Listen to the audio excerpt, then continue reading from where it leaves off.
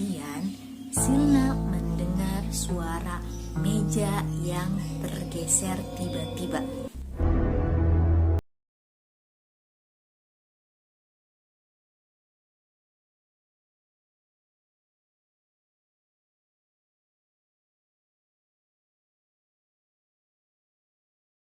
Hello guys, come back to my YouTube channel. Sebelumnya aku mau ngucapin terima kasih banyak buat kalian yang sudah mengklik video ini. Kali ini aku akan membahas tentang kisah perkenalan penghuni baru dengan gedung lama. Jadi ini adalah kisah nyata aku dan teman aku yang kita alami bersama. Sebelumnya aku mau kenalin teman aku ini yang bernama Eda Silnavia. Buat kalian yang belum kenal atau mau berteman, aku kasih nama IG-nya. Setelah ini kalian boleh follow. 4 tahun yang lalu kita dipindahkan tempat tinggal karena sebuah tugas. Setelah itu kita dipindahkan ke sebuah gedung yang mana gedung lama, akan tetapi pada saat itu sedang direnovasi. Pertama kali kita masuk ke gedung itu hawanya sangat beda karena gedung itu sudah lama kosong dan tidak dihuni oleh siapapun. Jadi waktu itu kebetulan sekitar jam 11 malam dan aku pun sudah tertidur. Nah, si Eda Silnavia ini dia belum tidur karena dia sedang menonton drakor atau drama Korea yang mana dia menonton di komputer yang ada di kantor. Setelah itu hari pun semakin malam. Jadi di sekitaran jam 12 sampai jam 1 tiba-tiba, oh iya, sebelumnya aku mau jelasin ke kalian bahwa antara kamar dan kantor yang kita tempati itu satu gedung, dan di atasnya pun ada ruangan lagi, tapi ruangan kosong.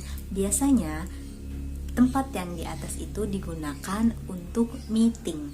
Di gedung itu cuma ada aku berdua, aku dan teman aku. Nah, setelah itu semakin malam, sekitar jam 12 sampai jam 1 malam, Eda Silnavia ini masih melanjutkan menonton film. Tidak lama kemudian, tiba-tiba ada suara yang mana terdengar dari ruangan atas. Ruangan atas di situ kan kosong, tidak ada siapapun itu. Dan terdengarlah suara sapu atau gagang sapu yang terjatuh. Mendengar suara itu, Silna masih terdiam. Dia masih berpikir mungkin itu seekor kucing yang menjatuhkan sapu yang ada di atas. Tak lama kemudian, Silna mendengar suara meja yang tergeser tiba-tiba. Setelah itu, Eda Silnavia pun mulai tidak konsentrasi itu. Akhirnya dia langsung mematikan komputer dan mengunci pintu kantor. Setelah itu dia langsung masuk kamar untuk tidur. Keesokan harinya, ketika sarapan pagi, Eda Silnavia menceritakan apa yang dia alaminya tadi malam. Setelah Eda Silnavia menceritakan semua yang dia alaminya tadi malam, apakah kalian tahu apa responnya?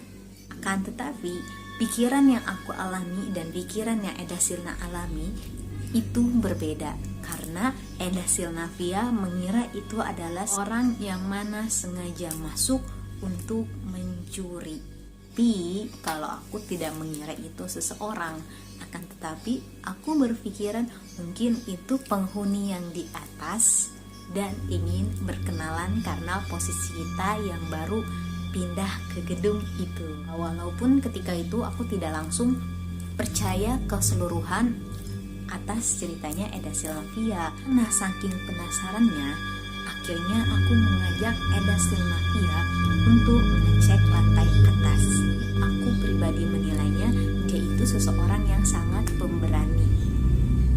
Bedanya sama aku, kalau aku orangnya penakut, tapi aku masih mempunyai rasa penasaran atau ingin tahu ada apa di situ.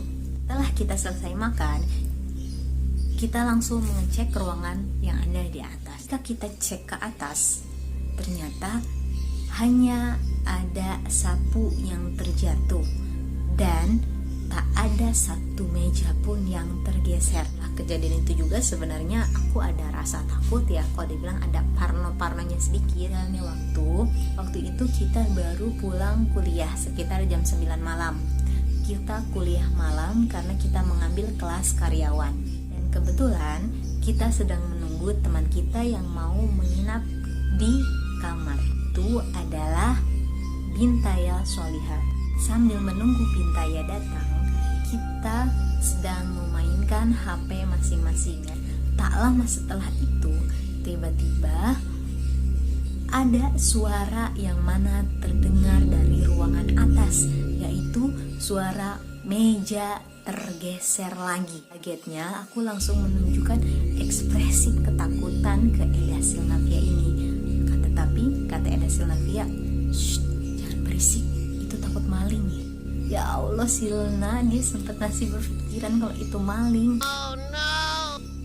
Kalau misalkan itu maling, kenapa dia udah berani masuk ketika jam 9 malam?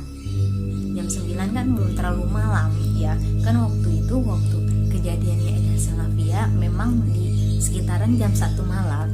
Tapi yang aku anehin di sini baru jam 9 dia sudah bersuara. Setelah itu kita hanya berdiam dan saling menatap satu sama lain tanpa mengeluarkan suara apapun itu. Tak lama kemudian, Bintaya Solihah ini memberitahu bahwa dia sudah sampai di depan gerbang. Ini Eda Silnavia bertanya, "Siapa yang mau jemput?" Spontan aku menjawab, "Udah, biar aku aja yang ngejemput." Ketika aku sudah bersama Bintaya ini, aku menceritakan apa yang kami alami tadi. Setelah itu kita sampai di dalam kamar dan Eda Silnavia ini bercerita kembali. Katanya, "Tahu nggak, tadi suaranya ada lagi tahu." Setelah itu akhirnya kita kembali lagi ke lantai atas untuk mengecek apakah benar ada orang atau tidak. Akan tetapi nihil, tidak ada siapapun itu dan tidak ada meja yang berubah dari posisi awalnya. Jadi aku dan Eda Silnavia menyimpulkan bahwa itu adalah mereka, yang mana tempat tinggal mereka adalah di ruangan itu. Nah, kejadian itu kita tidak pernah mendengar suara apapun itu. Jadi terkadang kalau misalkan tamu yang datang ketika dimana kita itu sedang sendiri, misalkan aku sendiri, Eda Silnavianya nggak ada, atau Eda Silnav sendiri, akunya nggak ada, pasti pertanyaan pertama dari orang-orang adalah, "Kamu sendirian di sini? Ih, emang nggak takut di sini? Ih, ini kan serem. Ih, ini kan gedungnya gede." Jawaban kita hanya satu, yaitu orang kita udah berteman. Jadi kesimpulannya, di mana tempat tinggal kita atau tempat yang baru kita tempati, di situ juga adalah tempat mereka yang sebelumnya sudah terlebih dahulu menempati tempat tersebut. Oke, mungkin itu aja cerita aku dan Eda Silnavia yang mana kita alami bersama. Buat kalian yang bertanya kita takut atau enggak di kamar, itu adalah ceritanya. Oke, buat kalian yang mau bercerita, silahkan DM di IG aku atau komen atau tulis pengalaman kalian di kolom komentar. Dan buat kalian yang belum like, silahkan di like atau di komen. Dan satu lagi yang paling penting, yang belum subscribe, silahkan di subscribe dan bunyiin loncengnya. Terima kasih banyak, bye bye.